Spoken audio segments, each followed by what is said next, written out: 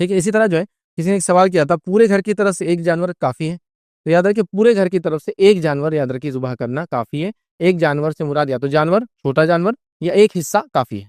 حصے سے مراد بڑے جانور میں حصے ڈالے جاتے ہیں. ٹھیک ہے, جیسا کہ اونٹ اور اونٹنی کے اندر قربانی کے حد تک 10 حصے, حج کے اندر 7 حصے ہوتے ہیں لیکن قربانی میں 10. اسی طرح گائے و بیل کے اندر 7 حصے ہوتے ہیں. ٹھیک, تو لہٰذا 7 لوگ مل سکتے ہیں. اور 7 لوگوں سے مراد یہاں کیا ہے, 7 خاندان کے حصے اس میں آ سکتے ہیں, کیونکہ ایک جانور میں ایک پورا کنبہ قبیلہ خاندان اس میں آ سکتا ہے ادھر. اور اس کے تعلق سے دلیل کیا ہے؟ ابو ایوب انصاری رضی اللہ عنہ کی بڑی مشہور روایت ہے جامع ترمذی کی. ان سے تابعی نے سوال کیا کہ آپ نبی اکرم صلی اللہ علیہ وسلم کے زمانے میں قربانی کیسے کرتے تھے؟ انہوں نے فرمایا کہ ہم نبی اکرم صلی اللہ علیہ وسلم کے زمانے میں قربانی اپنے اور اپنے گھر والوں کی طرف سے ایک جانور ذبح کرتے تھے. اور اس تعلق سے بہت سارے فتوے یاد ہے کہ سعودی لجنہ وغیرہ کے, جس میں کسی نے ایک سوال کیا تھا میرے پر ڈیپینڈ 22 لوگ ہیں میرے گھر میں, تو کیا میں ایک قربانی کروں تو کافی ہے؟ تو انہوں نے کہا 20 ہو یا 22 ہو, ایک قربانی بھی کافی ہے. مانا یہ کہ آپ ذمہ داری اور وہ سب ڈیپینڈنٹ ہے آپ پر.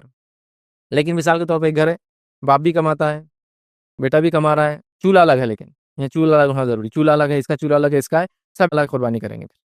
لیکن والد ہے, والد کماتے ہیں, والد کا غلہ ہے, والد کی جگہ ہے, 10 بیٹے سب انہیں کے ساتھ رہتے ہیں, انہیں کے ساتھ کھاتے ہیں, انہیں کے ساتھ پیتے ہیں, ایک ہی اس میں, تو میری قربانی کافی ہے. تو میں ایک عام زبان میں کہوں گا چولہا الگ تو قربانی الگ کر لے. کیونکہ ایک سوال آیا تھا کسی نے کہا ہم 2 بھائی ہیں, ایک گھر میں رہتے ہیں, کھانا الگ بناتے ہیں, سب الگ کرتے ہیں, قربانی میں کیا ہم 2 حصے لے جانور ذبح کریں یا ایک میں کافی ہے؟ تو انہوں نے کہا پھر 2 کرے, چونکہ دونوں کے چولہے الگ ہیں. لیکن اگر ایک کے ماتے ہیں آپ تو پھر ایک بھی کافی ہے. پتا چلا ایک جانور جو چھوٹا ہے اس میں پورا ایک فیملی آ سکتی ہے, ایک بڑا جانور اس کے اندر 7 فیملیز آ سکتی ہے. انڈیا وغیرہ ہمارے پاس بہت زیادہ یہ مسکنسیپشن تو نہیں بولوں گا, لوگوں نے اس کا علم ہی نہیں دیا اور کبھی حاصل کرنے کی کوشش ہی نہیں کی. جب تک آپ کے چمڑے نکل کے ہمارے ادارے تک آتے رہیں گے تب تک ہم آپ کو کچھ بھی حکم دیتے رہیں گے. یہ کر دیا تو ہر آدمی کا حال. گھر میں کتنے لوگ ہیں؟ میں کمانے والا اکیلا انسان ہوں, وہاں میرے کو 4 بچے اور ایک بیوی. کتنے لوگ میرے پہ ڈیپینڈ ہو گئے؟ 5 لوگ. میرے ماں باپ 2 اور لوگ ہیں سمجھو, وہ میرے پہ ڈیپینڈ ہے سمجھو, تو کتنے لوگ ہو گئے؟ 7 لوگ. تو کیا مجھے بول رہے تھے آپ جائیے اور 8 حصے کیجیے, خود کا ایک, بیوی بچے اور ماں باپ کا بھی. اب آدمی کی حالت کیا ہو جانا, کہاں سے لائیں گا اتنا پیسہ؟ اللہ نے استطاعت دیا تو میں کہہ رہا ہوں ہر آدمی اپنے طرف سے کتنے جانور کرنا ہے اپنے جانور کرے, اس میں ممانعت نہیں. مطلب آپ زائد کر کے کوئی گناہ نہیں کرے. نبی اکرم صلی اللہ علیہ وسلم نے ایک مرتبہ قربانی کی اور 100 اونٹ ذبح کیے. 100 اونٹ قربانی کے اندر مانا 1000 فیملیز کے برابر ہو رہا ہے, 1000 حصے ہوئے.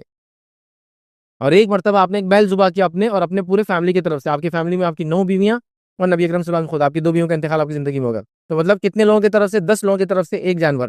اس کے بعد آپ نے اپنی جو قربانی کی اس کے اندر 2 چتکبرے بکرے آپ نے ذبح کی, جس میں سے ایک امت کے لیے کیا جو کہ آپ کے لیے خاص عمل تھا جو آپ نے کیا, اور ایک اپنے گھر والوں کی طرف سے. سمجھ گیا؟ استطاعت ہے تو آپ کچھ بھی کیجیے, اس سے منع نہیں کیا جا رہا, لیکن سمپل کیلکولیشن یہ کہ ایک آپ سب کی طرف سے کافی ہو جائے گا. زائد کرنا آپ کر سکتے ہیں, لیکن آج کل کے ماحول میں کہوں گا زائد کرنے سے پہلے تھوڑا سوچئے, اس لیے کہ لوگ بہت غربت میں ہیں اور عجیب و غریب پریشانیوں سے گزر رہے ہیں. کھانے کے مسائل, پہننے کے مسائل, جاب کے مسائل, بیماریوں کے مسائل ہے نا, تنگ دستی اور غربت اور قرض, لوگ ڈوبے ہیں. تو آپ ایک قربانی کے بعد اگر اور ہے تو ان لوگوں کی مدد کر دیں. ہمارے ممالک میں تو یہ ہے نا, جن کو اللہ نے مال و دولت دیا ہے, ہر آدمی خوشحال ہے, سارے ماحول, پھر ایک الگ بات ہے.